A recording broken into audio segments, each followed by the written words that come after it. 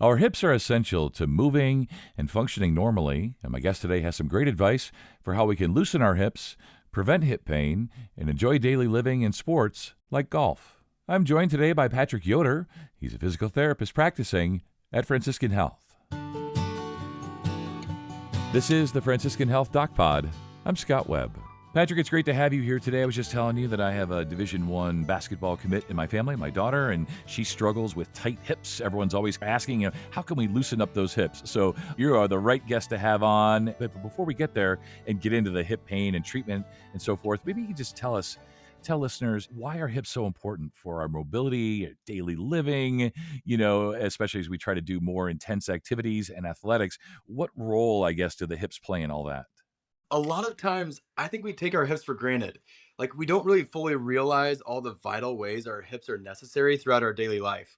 So you can think of most basic movements, such as kind of like walking, getting in and out of a chair, rolling out of bed in the morning, picking up things from the floor, or maybe even as simple as putting on our pants while standing or sitting.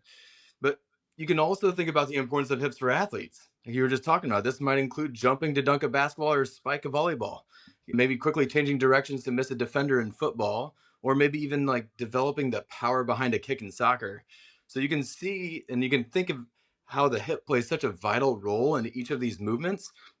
It's important to have mobility in all the different planes of movement, such as like forward and back, side to side, that rotation as well, along with the strength and stability to be able to perform these activities both efficiently and effectively. Yeah, I think there's things in our body. Maybe spleen would be at the top of the list. Nobody really knows what the spleen does, Yes. right? But when it comes to our hips, I think that we just take that for granted. We take for granted that as long as they're working and they don't hurt, we don't realize how essential they are to all the things that we ask of our hips and things that we do, pickleball, basketball, golf, whatever it might be. Let's talk about hip pain. Like what are the culprits? What are the main causes of hip pain? So, really, the causes for hip pain can be quite broad and difficult to pinpoint a true cause. Now, sometimes it might be a little more direct, such as osteoarthritis in the hip or maybe having a torn labrum. These are examples of conditions that could benefit from physical therapy, maybe pre and post surgically. Others might be a little more hidden with no clear medical diagnosis, except for the patient having hip pain. So, this is where we as physical therapists can help further examine the condition from more of a human movement system perspective to see what all could be happening. So let me give just a few brief examples. Sure. Just knowing there are lots of conditions for hips, but I'm just going to talk about three in particular for time's sake. So one would be a snapping hip. So this could feel like it's more on the surface or maybe deeper inside the hip when the patient moves their hip in various positions. The reality is it could be muscles that are really tight, either on the surface or deep in the hip. This repetitive snapping could lead to some inflammation and pain that is felt elsewhere in the leg or maybe even the back. And it also can cause some other functional limitations. In physical therapy, it is possible to address the tightness in those specific muscles through a variety of manual therapy techniques, maybe some exercises for these patients to return to daily activities with little to no pain. So the second one we're going to talk about is what we call piriformis syndrome.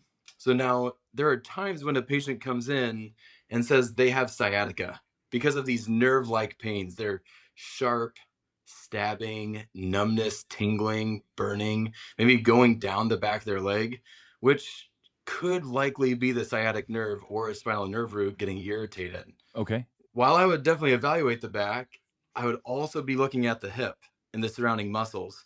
And one in particular that attaches at the hip is called the piriformis. So Right. what people don't realize is right around the piriformis is where that sciatic nerve travels and where it could get irritated. Sometimes after alleviating the trigger points in the piriformis and other surrounding muscles, it alleviates their sciatic symptoms. Hmm. So that shows that radiating pain could be coming from the back and it could be also coming from other areas too. So that's Right. why we as physical therapists look beyond just the immediate area and also assess other surrounding structures for their possible influence on the patient's pain experience and their functional mobility. One more cause of hip pain is simply due to a lack of hip mobility. So Hmm. I'm going to talk about this in relation to golfers. Okay. So, as it's been mentioned already, I'm a physical therapist, but I'm also certified through the Titleist Performance Institute. So my goal is to help golfers hit the ball further, more consistently, and feel better while doing it. So with my TPI assessment, I specifically look at hip mobility with one of the components of the golf specific functional movement screen. If a golfer lacks hip internal and external rotation, they are losing out on a lot of potential power with their swing. Yeah. And this can also relate to other sports too. But they also might start relying more on their back for the power, and then that causes lower back pain. Hmm. So by the time they come see me with all their pains, I have to address their back and their hips, or else neither will get better. So Right. for golfers, I might instruct them in a variety of exercises to improve their joint mobility and flexibility around the hip and the strength associated with those movements before I re-instruct them in their golf swing mechanics, even specifically related to the hips with some weight shifting and rotation for them to possibly, they might increase their distance by 10 to 20 yards or more Hmm. with that. So as you can see, there can be a lot of causes to hip pain that Right. can really cause some difficulties with our daily and even some recreational activities. Right. Just trying to do yard work or playing on the pro tour, whatever it might be, and everything in between, probably. So it sounds like PT can be really beneficial to help decrease hip pain and, try to avoid it in the future. So maybe take us through, like, what's a typical session like? If we're going to come to you and say, all right, Patrick, help me with my hips, help me with my hip pain, what can we expect? As for a physical therapy session, you can expect a PT to assess some of your mobility and strength in addition to the location of your pain. So we want to see what could be that those likely causes of your pain. Could it be muscular, skeletal, maybe even neurological or nerve related? We would then want to address each of those areas that we see as impaired to help optimize the movement. So we could address these through a variety of hands-on manual therapy techniques specific to the joints and muscles and nerves being addressed.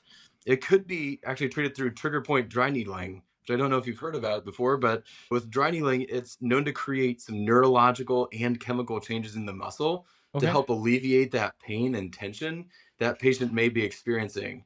That allows the physical therapist to progress the patient in more like functional movement exercises for them to return to the activities that they really enjoy. Sure. But now some people might think of physical therapy as boring low level exercises. I just want people to know that it's far more than that. There are many exercises physical therapists provide and instruct patients in specific to their condition and the goals that are more functionally driven. So, with the ultimate goals for them to return to the activities that they really love. Now, thinking back for golfers, I offer golf performance evaluations. That includes a Titleist Performance Institute functional movement screen, in addition to a golf swing assessment that fully assesses the golfer's, what we call it, the body swing connection.